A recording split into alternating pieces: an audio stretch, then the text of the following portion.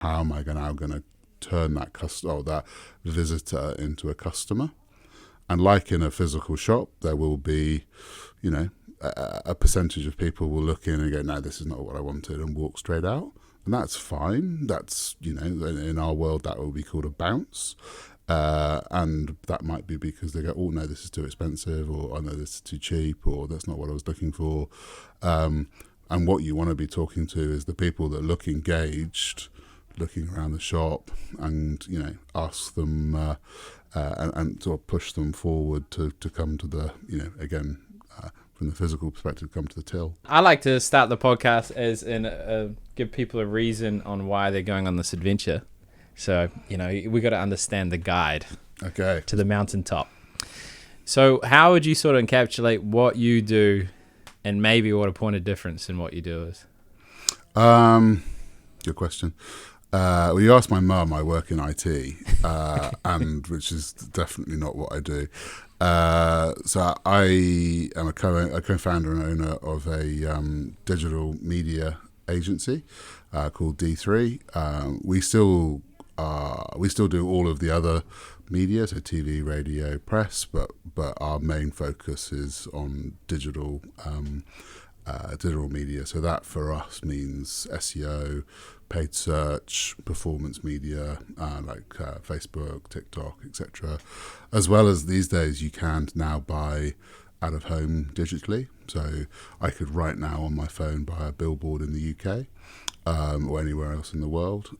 You can also buy connected TV. So a lot of people don't realise that if you're watching TVNZ on demand, or TVNZ Plus as it's now known, you get to see a different suite of ads than you do if you're watching it live on television, even if you're watching it live on TVNZ Plus. And then you've got the ads on pause and things like that. So what we do and what I do is we work with our clients to understand what they're trying to achieve. So the most important thing is what's the objective of spending often millions of dollars in advertising? Is it about driving market share? Is it about selling more things? Is it about changing people's perception? And then what we do is that understand who are they trying to talk to? And that can be, everybody. It can be a particular gender, it can be a different part of geography. And then what we do is build out a strategy, first of all, around how to use media to achieve that objective within that audience. And then that then sort of filters down into then a channel plan. So what does that look like from a SEO, paid search, social, programmatic, video. So overall, then we have a view of how we're going to develop that always-on campaign, how we're going to use other campaigns like TV, etc., to drive awareness, and then wrapping it all up is the reporting. So what did we want to do? And then did we do it? And if we didn't, why not? And if we did, how do we make it better? What do you use for your reporting? So we use a combination of reporting tools. The one that we're using at the moment is a combination of funnel. So every single channel has an API, which is basically a pipe that goes from, say, Google Ads, so a digital pipe of everything that happens on Google Ads, which we can then send up into the cloud. And we use a tool called Funnel that allows us to blend all of that data together. So a lot of our clients will say, how did our digital marketing work last month? And because Google and Facebook and Microsoft and all of these, Amazon, etc., they don't really like each other. So they all use different ways of reporting. So if just an example, like Google calls what you spent last month spend, Amazon calls it spent, Facebook calls it cost. So you have to sort of merge all of that information together so you get a full picture. So we take it all up into the cloud using this thing called Funnel, and then we visualize it using a tool from Salesforce called Datorama. So it gives us the opportunity then to be able to give our clients that clarity of what's happening in real time. Yeah, I think that's an important thing. I've for podcast listeners, I keep going all in on Alex Hormozi. I don't know if you've heard of him. He's just this guy that's taken off, and he's with ClickFunnels. He was one of the made the most money out of anyone, and he earns more than like 10 major CEOs all around. Like, he's really good at making profitable businesses. Yeah, and he did across industries. And he was talking about the likelihood of achieving, like, value is the speed of which you achieve what you want and the likelihood of which you're going to achieve it.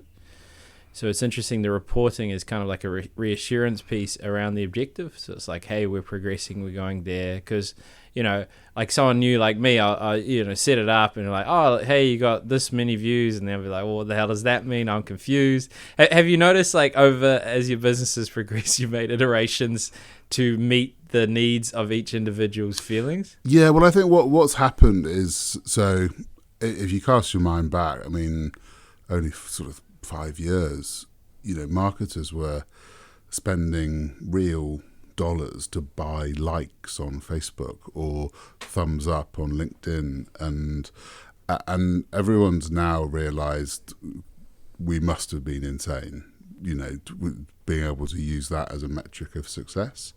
So now a lot of, from a media perspective, and whether or not you might be a plumber in Ponsonby or CEO of Spark, the utilization of media and advertising needs to have a business outcome. You need to be able to say, what am I actually trying to achieve? And if you're not a very well-known business, then that could be around awareness. And if if you're a plumber in Ponsonby, you want to tell people in Ponsonby that that you're a plumber available. Similarly, if you're the CEO of Spark, you're going to be looking for market share between Vodafone, 2 Degrees, etc., or One New Zealand. So we always start the process around what is my business objective, and only then do you start then looking at what we'd call the media metrics, which are things like the clicks, the views, the impressions, all of the stuff which is important to see whether or not things are working or not. But in the end of the day, that click or that view or that impression needs to turn into a business objective. Because if you're getting thousands and thousands of clicks, but no one's buying anything from you or the phone's not ringing, then that is a waste of money. And I always come back to the idea of a website, see it as a shop with a physical presence. And similarly, if you were advertising your shop and no one comes into the shop, then your advertising isn't working. So you've got to be thinking about, like, how am I driving people through to the shop, first of all? How do I get people to my shop? And then when they're in the shop, this is the user experience and things like that. How am I getting people to convert or buy something?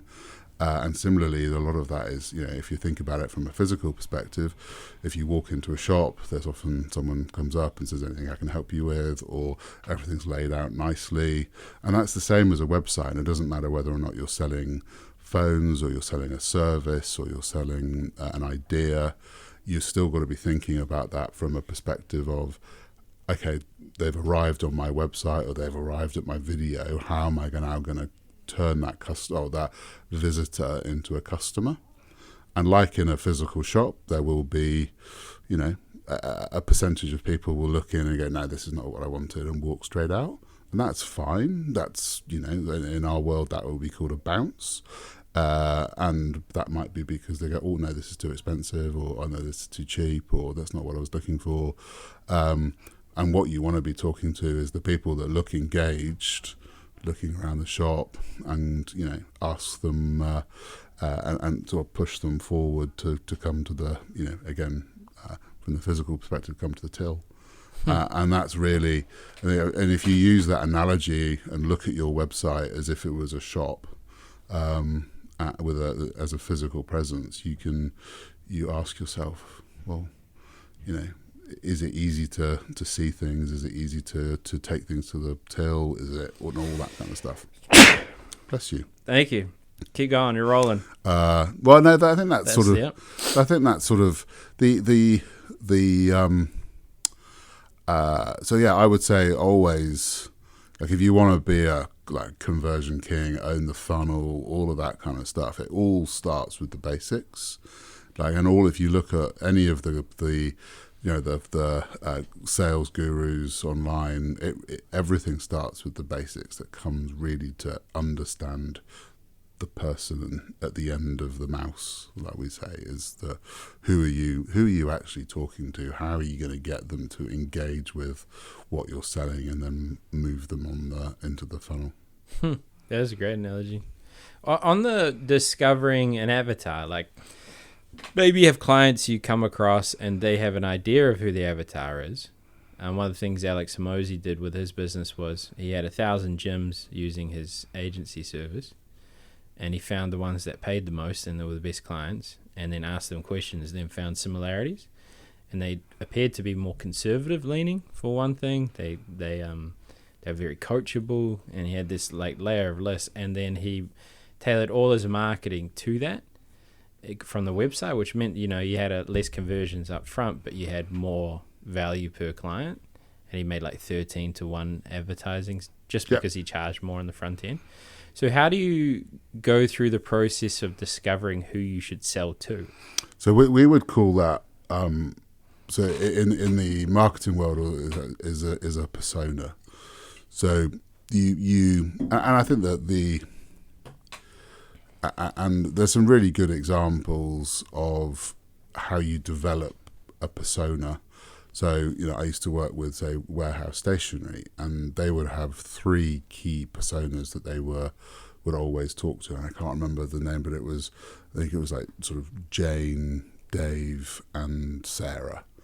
And they basically had a full, almost like a CV or bio to each of these people. So Dave, for example, was a small business owner based in Auckland, had, they basically worked through what he drove, what his wife was called, how many kids he had, and that was the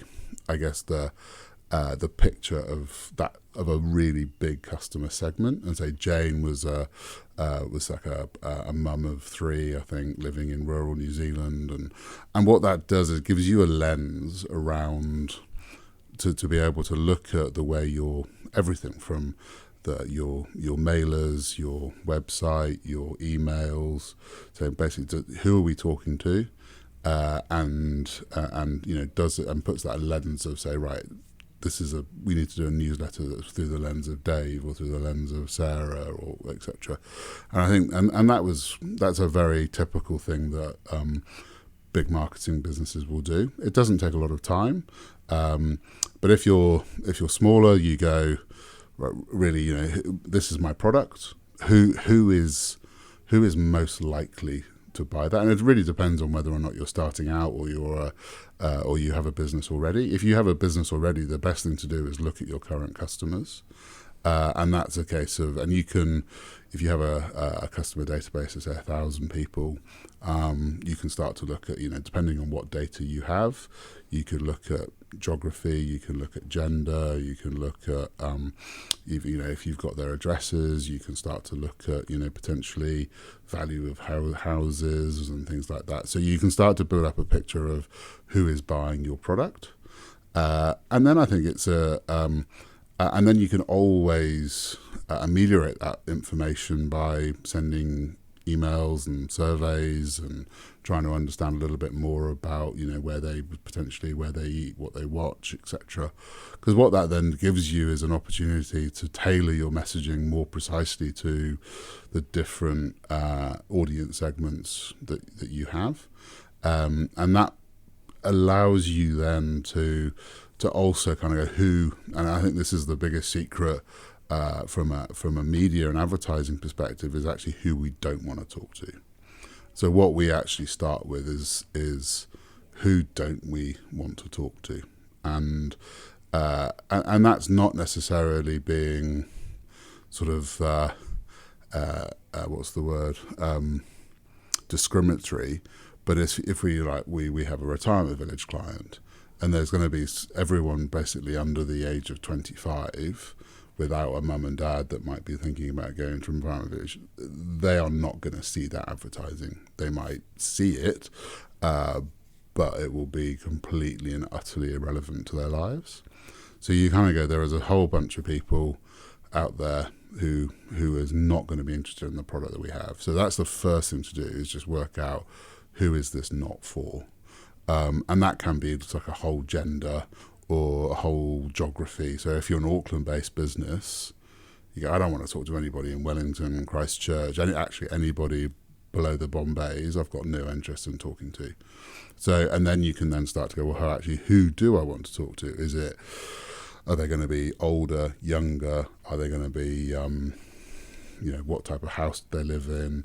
So that does give you the opportunity then to tailor that messaging. Does that sort of make sense? Yeah, you're good. I think this podcast is going to turn into like an ultimate guide, because in my head I'm just thinking, okay, well, what's the next step? So let's say what is the sequence that you would go through? So you got the avatar, you got the objective. Well, what's the next step? Like, could we? Well, the first step, the next step around that, and it's almost before this, is there's two types of ways of advertising. Again, very, very broadly, is what we kind of call push marketing and pull marketing. So pull really is search, because if you sell, say cameras, every day in New Zealand there is let's just make up numbers, but 100,000 people every day in New Zealand wakes up and goes, I need to buy a new camera. And the likelihood is the first place they're going to go is Google and say, I want to buy a camera. And then they start their research into, okay, it's a digital, blah, blah, blah. And if you sell cameras, whether it's online or physically, then you want to be there when someone is searching for buy new digital camera. So that's the most important thing, is really looking at what is the search volume, how many people are searching for your product or service, to allow you, so because before you even start thinking about push advertising, which is in our view is it's that interruptive ad, it's the Facebook ads, you're just you're going through Instagram looking at what your friends are eating, and then there's lots of ads turn up. That's interrupting you out of your day-to-day life, similar as a video on YouTube. That's a interruptive ad, or a display ad on New Zealand Herald. That's interrupting you from reading the news. So our view is always search first, and that really starts with organic search. So because that doesn't cost you, a cost per click. It's a natural thing. So first of all, you go, well, how many people are searching for cameras each day or each month in New Zealand? You try and look to optimize your website for those particular products and services. Then you go, right, now I need to go to paid search, because you've got the image listings or the product listings at the top, and so that's the first thing that you do. And then once you start getting into the interruptive media, that's when you start looking at, here's my persona, here's the people I want to talk to. And then the next question really is how much money you want to spend on promoting your products and service to those people. And you can work that out really by, if I'm willing to spend $1,000, but I want to get a return of 2 to 1, or I want to get a return of 10 to 1, or whatever it might be. So you can start then to figure out how much you want to spend, but also what return you want to get back from your advertising. And then again, depending if you're doing it yourself, you start with paid search. You'd probably go on to advertising on Meta, because it's super easy. If you're working with an agency, then what we would do is look to see, of your audiences, where are they more likely to turn up. So if depending on the product you're selling, or the service you're offering, and the people you want to talk to, that could be television, could be press, could be magazines, could be out of home. So it starts to think about, again, what are you trying to achieve, who are the people you're talking to, and then we can start looking at what are the channels you should be using to communicate your message to those people. Does that sort of make sense? Yeah. I think it's interesting talking through a few agencies now that a lot of them seem to end up doing a lot out of necessity and an inability to find partnerships that fulfill a certain need and trusting in that ability to fulfill. Because I called a lot of agencies and I was rather disappointed with some of them, maybe more than some. So what, like how, from a delivery standpoint, because there's so many things, like if you were a creative strategist, you came in, here's your business, you're like, you got to do this, this, that. These are the people you talk to. That's quite easy to deliver. To go, hey, we can do TikTok, we can do Facebook, we can do press, we can do TV, we can do... How do you manage the execution of it with them needing a certain outcome and not having the right partnerships? So do you mean in terms of who would... so if you're the client, who would you be working with in partnership with to create the assets, put those assets into market? Is that what you mean? Oh, I just mean it sounds like you're doing so much. How do you do it? Is basically... fair enough. So simplicity is really important. If you... And like with most things, there is an element of scale. If you're a global business or you're a national business, then you need more channels, you need more exposure. If you've got, as I said, like if you're a smaller business and your catchment area for your customers is only in Auckland, then like search would probably be more than enough, because you... And it also, it's about like I've talked to people as well who are like, oh, I think I need to do more advertising. But then when you dig into it, you kind of go, they're not even servicing the leads they're getting at the moment. You go, well, why don't you just sort of phone more customers or potential customers rather than worrying about, spending money on advertising? Because the main question is, and that's the thing, is like, if you were to get more leads or you were to get more sales, can you fulfill this? Can you still keep up your quality of service, your quality of product? So it's always about that sort of ensuring that you're growing at an organic space, that you can still live to the values that you built the business from. And once you're at a scale, so if you're a business like Spark or Harvey Norman or Noel Leemings or The Warehouse, then you do need to be omnipresent in many ways, because a lot of the things that they sell is a want rather than a need. Like most people, you don't wake up in the morning and go, I really need a 85-inch 8K TV. But if Noel Leeming or Harvey Norman or Samsung, if they advertise enough to you that you go, oh, my 60-inch is just not doing it for me anymore, and it sort of builds that desire. And that's what advertising is it builds a desire in you that you have to go out and purchase the latest this, latest that, and that's why a lot of what we talk about is say reach and frequency. So you need to reach a lot of people, but you also need to tell them enough times for it to sort of embed in our brains, which is why you'll often see especially on TV, the same ad over and over again. And it's not done to annoy you, I promise. It's done to build that frequency, to sort of embed in your mind. Because a lot of products and services, again, it's not a necessity, and sometimes there's a lot of apathy that's involved. So we if, for example, like, I don't know, like car insurance or health insurance or things like that, it's important, but again, you don't wake up in the morning and go, oh my gosh, I'm really excited, I've got to sort out my car insurance today. But if you see an ad from Tower or a health ad from NIB at the right time, then it might push you over the edge to sign up. So that whole strategy around, right, how many times do I need to talk to people? And you see it online a lot, especially startups. You'll see the same ad over and over and over again, and it's all calculated. So let's get a frequency of, say, 10 ads per week or per day or whatever, and it's really sort of breaking down those barriers. And often you'll see you'll see different prices, or you'll see different features, benefits, different types of calls to action, and that's all designed to drive your desire to go, oh, do you know what, I'm going to buy it. And that's why a lot of businesses do need to be doing lots of things.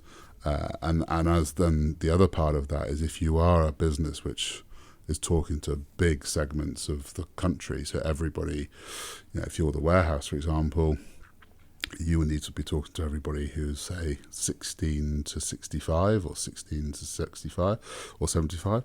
And therefore, no more can the warehouse just do TV or just do an ad in the Herald. They have to be thinking about, well, if I want to talk to the young people, I need to be doing TikTok or Snapchat. If I want to be talking to the millennials or the late Gen Z, then we need to be on Instagram. And we need to be, if I need to be talking to, the middle age, then I'm Facebook, and I'm on Spotify, and I'm on podcasts, and and then if I'm talking to the older generation, then it's TV, it's radio, it's out of home, it's newspapers. So it all comes down to, again, that whole idea of, what am I trying to do, who am I talking to, and where are those people. So that's why a lot of businesses do need to be doing lots of everything. But if you're a relatively small business or a medium-sized business, then you don't need to be doing everything. You need to be doing one thing brilliantly. When I did my research, the trend I saw was a whole lot of SEO companies that lock you into a 12-month contract and charge you thousands, and maybe something good happens.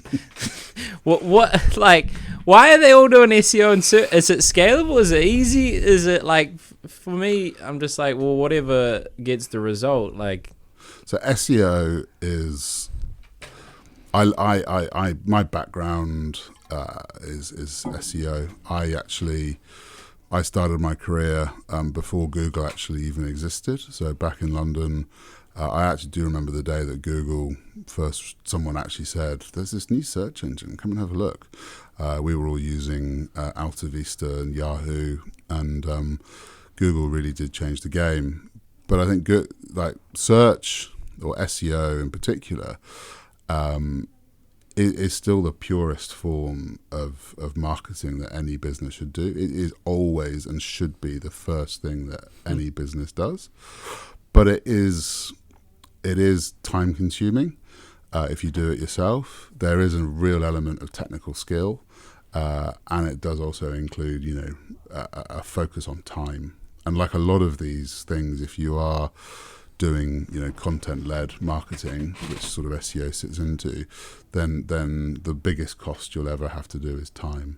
Now you can pay an SEO agency to do it for you, and there are good SEO agencies, and there certainly are cowboys out there. My advice is really look for the results of what they've done for other people. Anyone that promises you to be on page one of Google is lying. There is the only person that can put you on page one of Google is Eric Schmidt or Larry Page, who the CEO and one of the owners of Google. There is no a guidebook to how to be.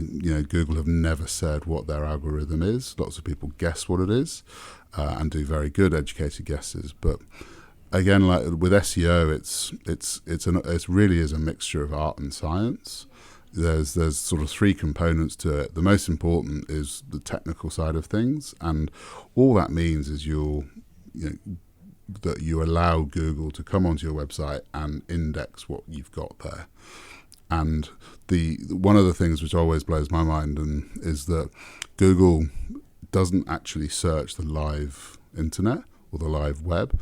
It indexes the internet. So Google has an index of the entire internet, and when you do a search, Google is looking at its index of the website, of all of the websites, not the live web. And the second thing to always remember is Google indexes web pages, not websites.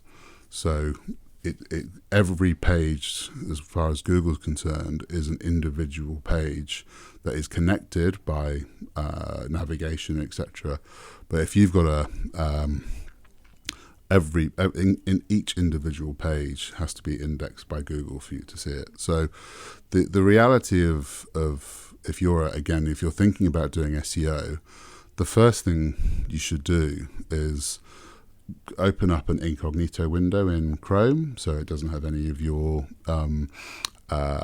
history, and then actually just Google. First of all, Google your brand, and then secondly, Google your main products and services. If you're already in position 1 or 2, and this isn't the paid ads, this is below the paid ads, sometimes the maps or images, and then it's the main listings. If you are in position 1, 2, 3, don't really need to do any more SEO. You're kind of winning. If you're nowhere, then the first thing to look at is who is your competition.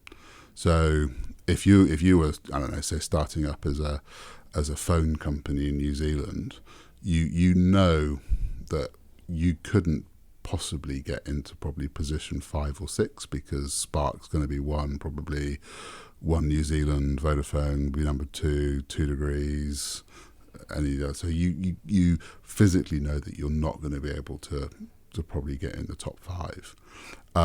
But if your competition is pretty weak or you think you can go, then you give yourself an objective of saying, right, I'm going to find out, for cameras, for example,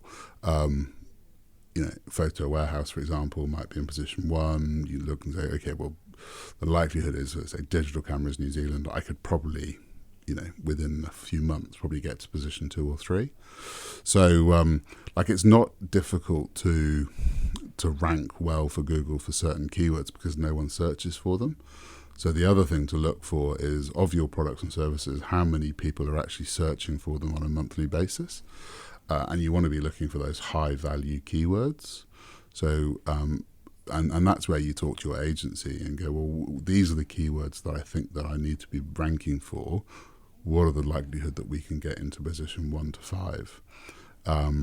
Because the reality again with Google is that if you're lower than position 5, then you no one's going to be clicking on you. There's a saying that there's nowhere better to hide a dead body than page 2 of Google, and that's the reality. Which is why people pay. Google changed the structure of their search engine results page to be 4 ads, and then what they call the knowledge graph. So that can be like a map or a video or images, or often now they have like people also asked, which is kind of like a Q&A, and then you've got the organic listings. But if you're in position 1, 2, 3 of Google, that will still provide the vast amount of traffic to your website. And the other really important thing is that through all of my career, organic search, normally for most websites, it's the most important source of traffic, but also it converts better, bounce rates are lower, and the average order values, if you're an e-commerce brand, will also always be higher from organic search than anything else, because it's a degree of trust. So I always say, invest in SEO, but again, you need an objective. Like, what is it? I need to double the amount of traffic coming through SEO, or I need to see my sales increase by 3-fold through SEO in a year.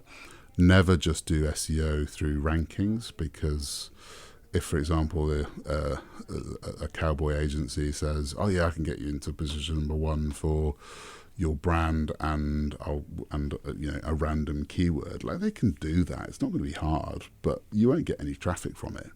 So they can turn around and go, well, the contract says I'm going to get you in position 1 for your brand, and this keyword doesn't say anything about sales or traffic. So I would always go back to what are we actually trying to achieve with SEO. Makes sense. If you're talking about it being the shop and people want to come, and if they keep coming and everyone knows about you on the street and you're ranked number 1. A bit of a side tangent, but same thing. So I'm Richard Conway from Pure SEO's coming on, I don't know your relationship if you know each other. No, I Rich. Yeah. Yeah. So what would your question be to him related to SEO, so I can stump him and I'll sound good slick. Good. Or anything you just want to ask him in general. Well, I think that it's generally, I think the biggest, it wouldn't be a digital marketing podcast if we didn't talk about AI. I think that the big challenge for all businesses right now is how AI will impact search. And I think for like Richard's, they've got a really good business, deals with a lot of SEMs, and they're definitely not in that cowboy bracket. But I think that, and Rich has got a good view of the future. And I think that, so as I'm sure everyone knows, that ChatGPT has been an unbelievable success for the OpenAI business. I think it's the fastest growing digital product in the history of mankind. They went from like 0 to, I think it was 100 million users in like a matter of months. And it is quite insane. But and Google have released, now it's available in New Zealand now, is Google Bard, which is their version. Now Google Bard is slightly more interesting to me from a marketing perspective, because it searches the live web as well as of having all of the information that exists. So the reality is and what this means for us as marketers is Google right now. So if I Google restaurants near me, and where we're in the CBD in Auckland, it will give me a list probably by distance around what restaurants are close to here. In the future, if I go to say Google Bard and say I'm in central Auckland, I'm looking for somewhere to go to lunch, and I'm with my wife, it will use all of the information it knows about me and my wife, or the location. So if I it will know that if I've been to pizza restaurants and all that kind of stuff. And rather than giving me a list of places where we could go, it will say, "Hi Alex, I suggest you go to Depot, or this restaurant's brand new, try this one." So, and the same for if you're searching for a digital camera, say, rather than spending hours looking at Google, looking at different models, etc., you can just say, I'm going on holiday, I want a digital camera, I want to spend $2,000, what should I buy? And Google Bard, because it understands, so these AIs are all built on these large language models, and it all also uses this thing called semantic search, so it understands the intent behind your search. So it will just basically say, based on my knowledge and based on what I know about you, I suggest you buy Canon X blah blah blah blah blah. You can buy it from, and it will pull sources, etc. So it means that for us, whereas search has always been about giving people a choice about where they're going in the future, and it's then like if you've got like a Google Home or an Apple Home, those things, using voice search, it will only give you one, maybe two or three suggestions rather than a list of places to go.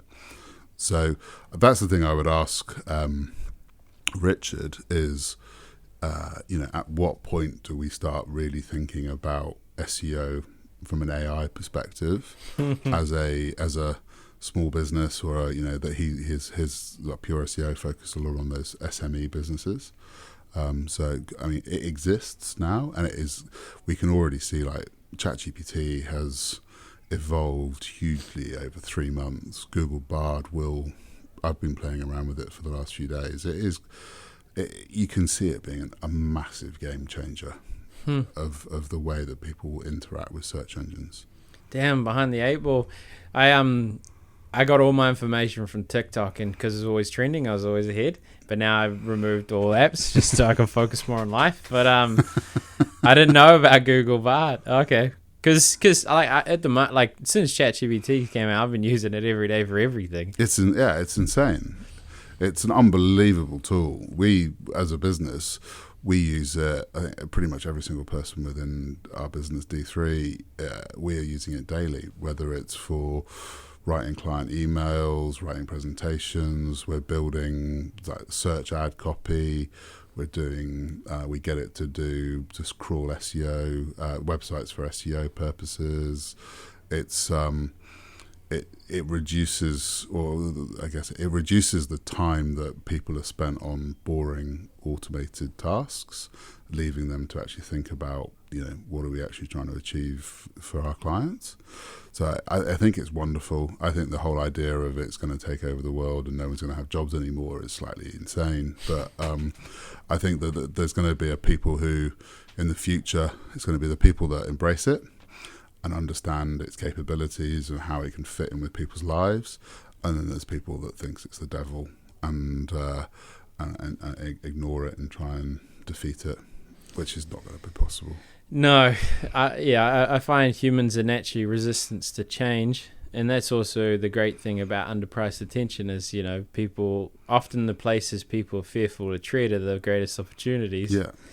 So from a philosophical standpoint around AI, what is like, I don't fear the job component. I fear another being smarter than us. And what are the implications of that? Because that's not far. Like ChatGPT 4 ain't far, man. Like, to think for itself, and they create some limitations, but then at what point is it like, did you hear the story of how it was given a task to achieve a certain outcome? Maybe it was to sell certain some things, and then it paid someone on Fiverr to pretend to do the robot tick for them. Oh, really? Yeah. I do. There's a lot of fake news around ChatGPT. Yeah, it could be bullshit. It could be. I think I've seen a lot of stuff which has been mocked up and photoshopped to make it look like ChatGPT. I think it's an inevitability. I think that I think we've since the dawn of time, whatever. But I think there's part of us have always wanted to build something which is smarter than us. And I think in certain elements, is like ChatGPT is smarter than most people because it might not be. It has no emotion. It has no soul. It has no understanding of the real world. But in terms of like pure calculation, it has literally the entire world's information at its fingertips, and it can. I recently got diagnosed as going to be unfortunately going to be sort of type 2 diabetes. So I put into ChatGPT and said, give me a diet plan for someone with impending type 2 diabetes. And it basically gave me a week's plan. And then I said, I don't really like cauliflower. Can you do it again, but with no cauliflower? And I've now got a 2 weeks worth of I've got a shopping list which I could then copy and paste into Countdown's app.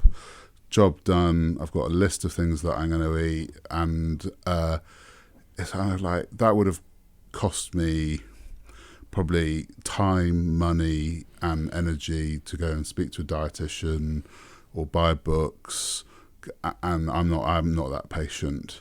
And it just enables so that it's just unbelievable. I've seen people use ChatGPT as psychotherapy.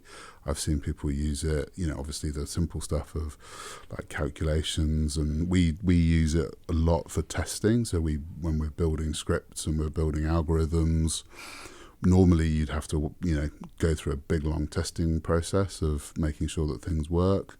ChatGPT can do it in 30 seconds, which would normally take 2 weeks. It writes code for you. So we had a client of ours who decided to move over to Microsoft Dynamics, which is a CRM tool, and they couldn't figure out how to pass information through from Facebook into Dynamics. So I asked ChatGPT, and it wrote me the code, uploaded it into Dynamics, and now we've got Facebook talking to Dynamics. And again, I found some dude in California that could have written me the code, and he wanted $600 an hour. ChatGPT, free, in 30 seconds. So I think it's really sort of what is the definition of smart, and I think it's incredibly smart. I think that once we start, they're already starting talking about like putting it into robots so that you can actually communicate, and that sort of scares me a little bit. But I think we've sort of crossed the Rubicon, so to speak. We're not going back into, and I think over the course of the next few years we'll see AI into it. I mean, I think for most things it's going to be fantastic. I was looking at, for example, I think it's Disney who are looking at ways of being able to put AI into their Disney Plus service, so that understanding it learns what you're watching. You can start sort of telling it what you like. It will see where you pause and things like that, and will then surface more shows that are more interesting with you. Same with Spotify, and and I think this whole semantic search, being able to converse with a robot that feels human and get the information that you require, will be great, I think. Yeah. Yeah, well, when Terminator happens, I'll let you go. Yeah. Until Skynet happens, and then we're all screwed. Well, as long as you can turn the server off and the legislation bodies keep up with it. Like, even just talking about that diet thing, like, it can plug in with Instacart eventually. It said it should soon. And you use a Whisper API, so it can convert your voice into a language that can be interpreted. And as long as the language is long enough, and they're extending how long of an input you can put in.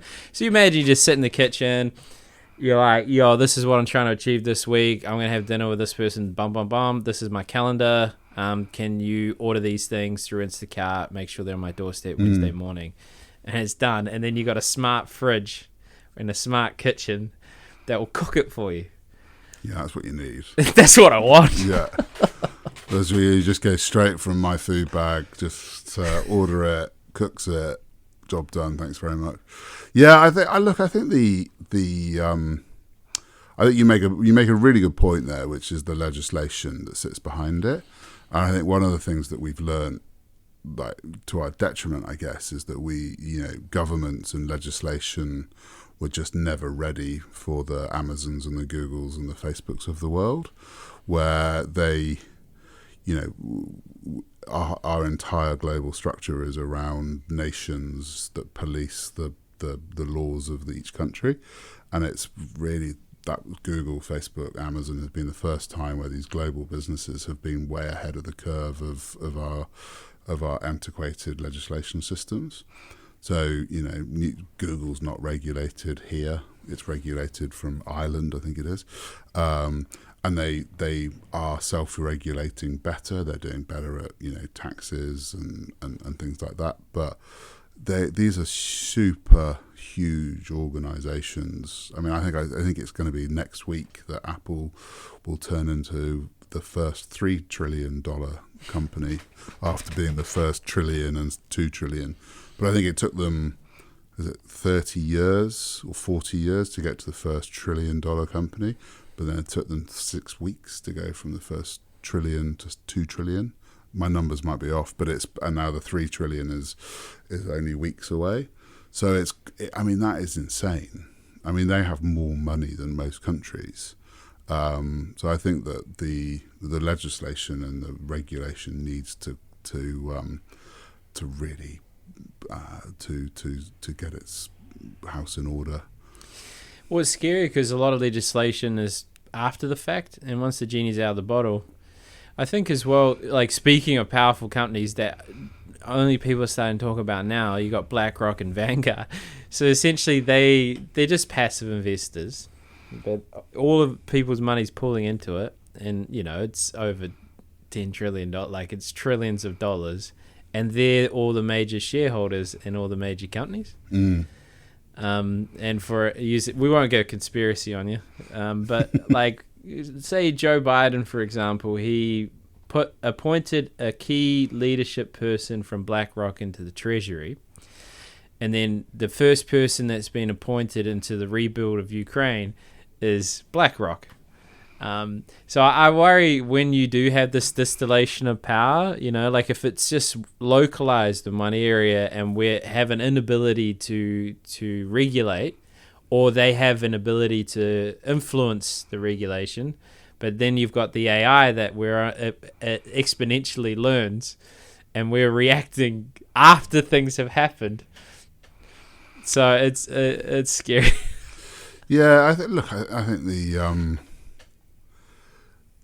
I mean, you from the digital media world, you look at obviously what happened in Christchurch has been a big driver of now organisations like TikTok, who are I think pretty good at self-regulation of their video content. I think they're a long way from being perfect, but the engineering challenge of monitoring activity which is fundamentally live is incredibly difficult, and there is a juxtaposition between what's right for humanity versus what's right for profit, and I don't think we've kind of worked that out yet, and I think it's the job of whether you're advertisers or parents or just humans, that there needs to be an element of sensibility to that stuff, that we are thinking around, is this damaging to people's health? I think there was a report today that showed that from the World Health Organization that it is quite extraordinary the damage that social media does on young people's minds. I think there was the rates of suicide in young teenage girls, for example, since the launch of social media apps has gone I think it's like 1,000-fold increase. So we do need to be thinking about these things, but I think the self-regulation of ourselves is also really important. You say you've taken all the apps off your phone. I've done the same thing many a time when you start to think this is not okay.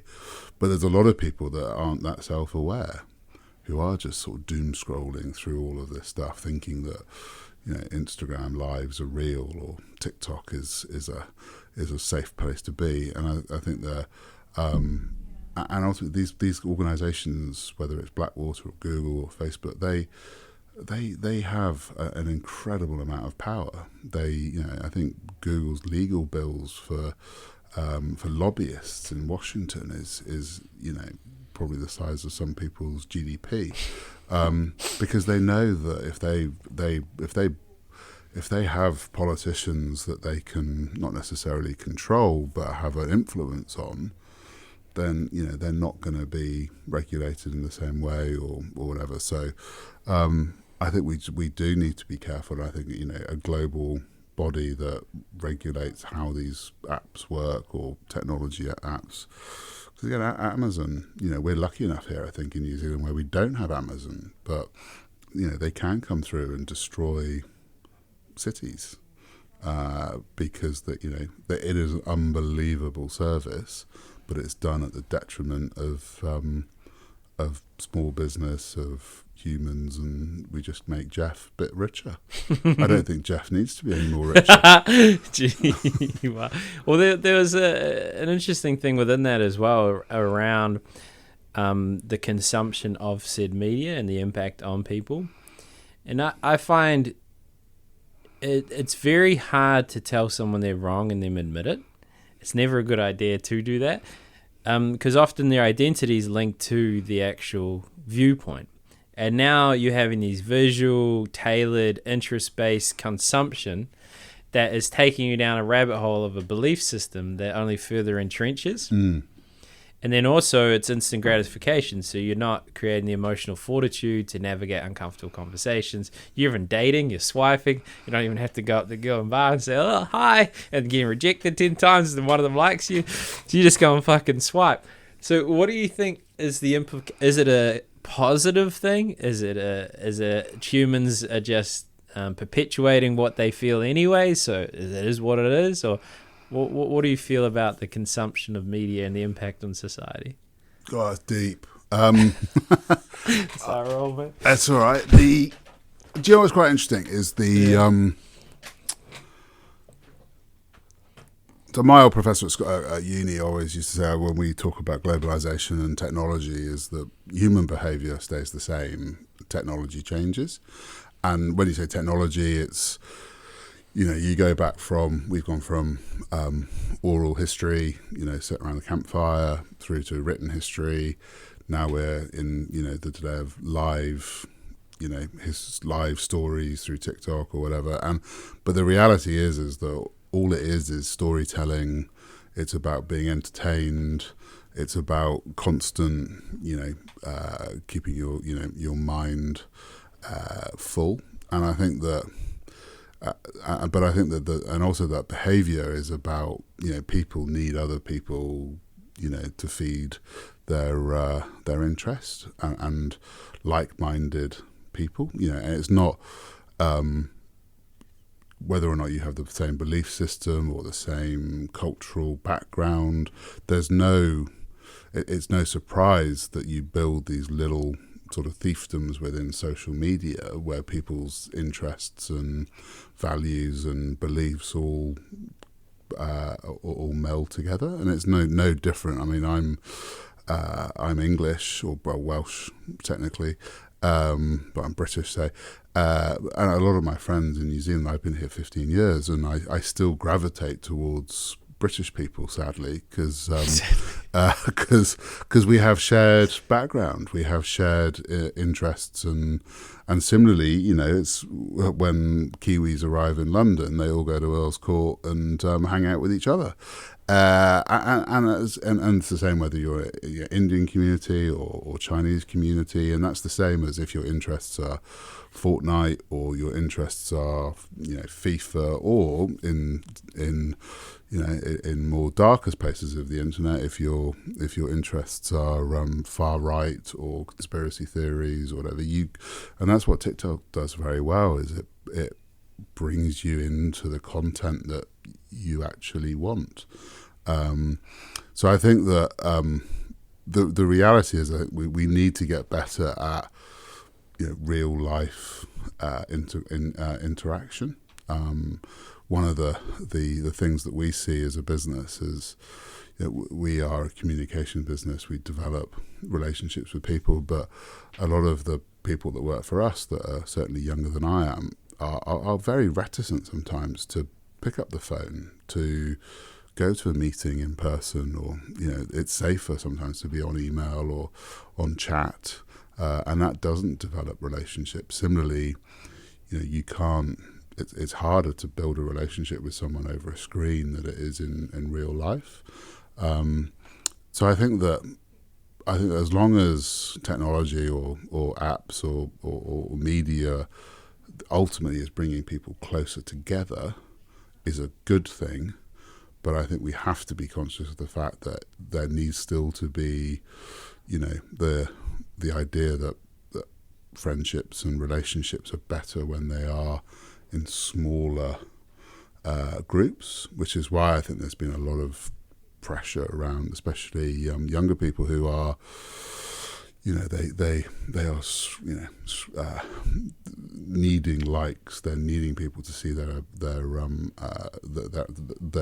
content, when just one or two people who are close to you should be a lot more important than what 1,000 people that you've never met think about you. So I think it's been interesting. And actually, I was not sad, but I thought that it was. I liked actually what the metaverse, for example, what Zuckerberg was trying to do with that, which was to bring the physical into the digital. And I liked the idea of being able to, not necessarily put on a headset, but if I've got, there was one of the concepts that he tried to do was if I've got a lot of friends in London, for example. I don't see them very often. I occasionally FaceTime them. It's not a particularly great experience.